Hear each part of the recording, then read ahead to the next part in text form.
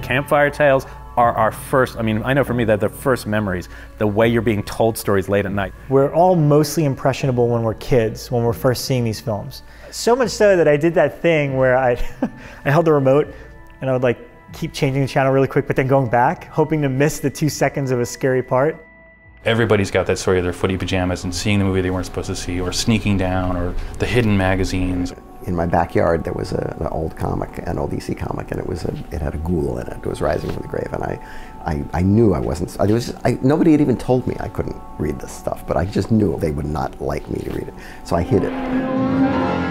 Next time, young man, I find you with a worthless piece of shit like this again, you won't sit down for a week, buddy boy. I don't understand when or how nostalgia became a bad word. To me, nostalgia is remembering something from the past with fondness. And I feel like the missing factor that's sort of balancing out the horror genre right now is the anthology.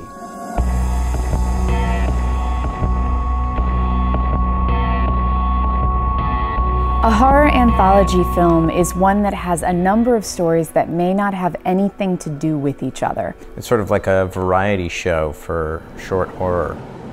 Did you ever watch The Twilight Zone? Oh, those shows, they were so good. They were so scary. The thing that stands out to me the most about Twilight Zone the movie is the opening. You want to see something really scary? You bet. Okay, pull the car over. Pull the car over? It's one of the most classic openings to a horror anthology ever. When he's just like, you want to see something really scary? I was just like, come on, what's gonna happen? What's gonna happen? What are you doing? I was so fucking freaked out, man. You never see it coming because they're both comedians. Gets me every single time. You want to see something scary. And I think Joe Dante's is incredible with the rabbit. You know, there's just so much to that movie. I had watched all of the original Twilight Zones with my parents long ago when I was really little, because those were kind of appropriate for me when I was a kid. The concept was that everybody had to do remakes. And I just thought this was a terrible waste because there were so many great stories out there that could have been done on the Twilight Zone, but no, the Warner Brothers was adamant. They wanted remakes.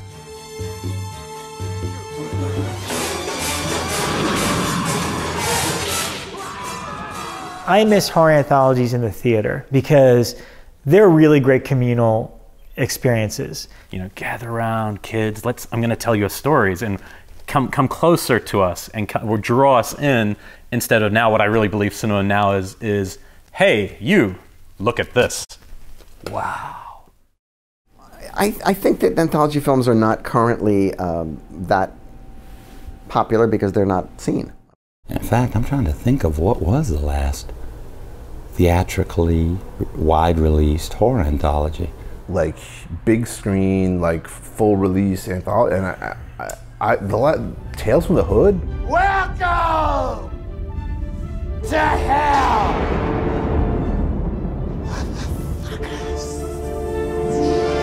There's nothing horror fans love to do more than argue. And they'll argue all day about anything. You could do that within an anthology just by talking the different segments. You know, Creepshow 1, let's say. The crate is the best because of this. No, it's not. I like the cockroach the best because, you know, blah, blah, blah. You know, after you watch an anthology, you have to go out and get beers or coffee afterward and argue about which one was better. Every single person has a different flavor of that film. And that shows you the strength of that movie or that mode of storytelling. None of us saw the same film. I always feel like with the stories, you're almost expecting them to be one-upped. The anthology we did, we basically sabotaged everyone else's segment as best we could, so that by default we would have a better one. Yeah. Creepshow was fantastic because it was kind of this melding of minds of these horror geniuses all coming together. You know, Romero at the height of his popularity, Stephen King when he was really like a huge, huge draw. The thing that made these pictures terrific, and one of the reasons why they were so economical, was that all you had to do was hire some big name actors for a couple of days. And they're out, and the next group is in. Vincent Price, Susan Terrell, Cameron Mitchell, Rosalind Cash, Clu Gulager. The eyes of Oldfield are upon them. The great horror anthologies that I loved, which were mainly the British ones, his stories were serious. I mean, you had some really really heart-wrenching and horrible things that would happen in these tales. The one that frightened me the most was actually in Tales from the Crypt, the 1972, and it was Joan Collins. She's one of the people who goes into this crypt. The crypt keeper tells them, okay, I'm going to tell you each about your death. And hers is a Christmas story.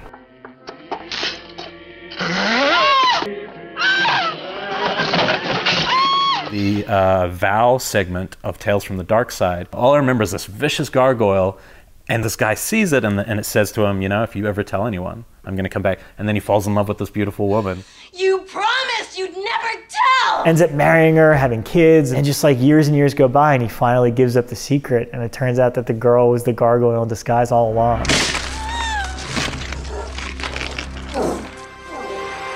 I loved you, and I loved you too. She broke your vow, and that sealed our destiny. And that twist devastated me. I think it might have been my first broken heart, and it wasn't mine. The thing that's great about the short form is it only takes one fantastic twist in order to really make it. You want to make sure that you go out with a bang, and maybe you start slow or you start with a bang. I mean, all these are the questions, these are the choices. That's what makes the format interesting. A bad movie with a good scene is still inside a bad movie, but like Creepshow 2, if the only thing you like is the raft, you can put your DVD in and just, you know, chapter search and watch that and have a great time and then shut it off, and that's it. You've got a whole story right there. But it's the kids that go swim out to the raft, and like the mysterious slime thing goes up to the raft and, you know, slowly picks them off one by one. It's a really good contained thriller. It looks like a garbage bag, but there's something super effective about it. My thing was, okay, let's make a list of taboos and then make a story around each one. Here in a small American town, the horrors of the past have come alive. Kids murdering people, necrophilia, and 9 months later.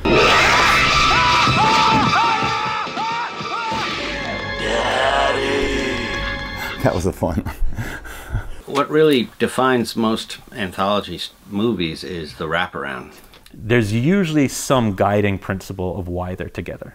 It's great when the wraparound story kind of interweaves with the stories, and the people from the various stories are in the wraparound. The one in Dead of Night happens to be, I think, as good as any of the stories that are told. He gets there, there's I think 6 strangers.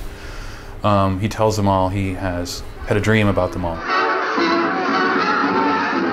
He's haunted by these dreams that he's been having. It is, I think, the greatest framing story for any horror film, and it's still a terrific movie today. As I started looking at some of my role models, they weren't necessarily filmmakers. They were Algernon Blackwood and H.P. Lovecraft and Edgar Allan Poe, and they excelled in the short form. They wrote their stories. I wonder what they would have done with one of these digital cameras. I don't care who's making the film, but if they put everything they have, every penny, every favor, every friend, and they put it into that 20-minute segment that they have, then it's gonna fucking rock. You know, I think the independent horror is still feisty enough to keep it alive. And that's where you do see people willing to experiment with the horror anthologies. Let's just look at these, okay? What's so special about this tape anyway? It's proven with the VHS movies. Whether you like them or hate them, they're independently made, they're super cheap, they call together an interesting group of filmmakers, and they give them pretty much creative reign. You know, I was over found footage, and yet there's something in it. There's like maybe 2 or 3 moments that were not even whole stories, but moments that genuinely surprised that could not have been feature films. They're not privy to the thing that sinks most found footage movies, which is that nothing happens for the first hour.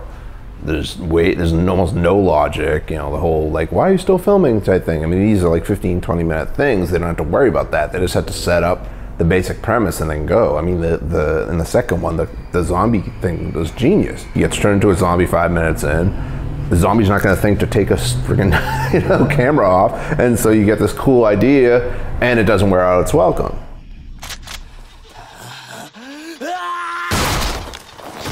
Independent film is basically the indicator of what's going to be successful in mainstream film, right? It's like indie music, same thing.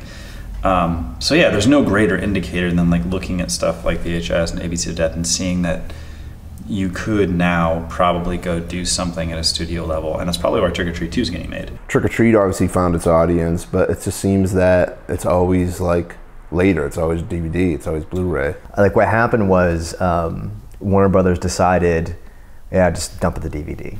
You know, like they hated the movie. They just hated it.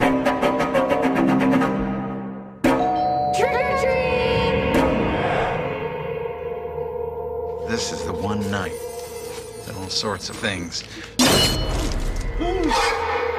roam free. And despite, you know, showing pictures of the crowds and stacks of reviews, sending them to the studio, it all fell on deaf ears. Studios have no idea what horror fans want. If they did, they would have done Blair Witch. If they did, they would have done Chainsaw Massacre. If they did, they would have done Dead of Night. I just don't think they are able to wrap their heads around it. I guess they think it's a gamble, that people won't understand it. If executives are skeptical of Anthology or whatever, it's just only to be proven wrong by, you know, just a new wave of very determined filmmakers. I think it's a fertile ground that nobody's plowing at the moment, you know? People are already ready for short form. I think they just need a really strong anthology. We're always in search of something, and I think that something is just that one moment, either that one scare, or that one unique thing that we've never seen before, or just something that we could run and tell all our other friends about. I think we have a generation of filmmakers, again, who are coming up now, who understand that it's missing, and they understand that style of storytelling, and they want to bring it back. So, fingers crossed. We hope you guys enjoyed watching this doc as much as we enjoyed making it. Obviously, we love horror anthologies, and actually we're making one of our own. It's called the Mortuary Collection, and you can find out a ton more information by clicking on the link right at the bottom of the page. Thanks. Thanks, guys.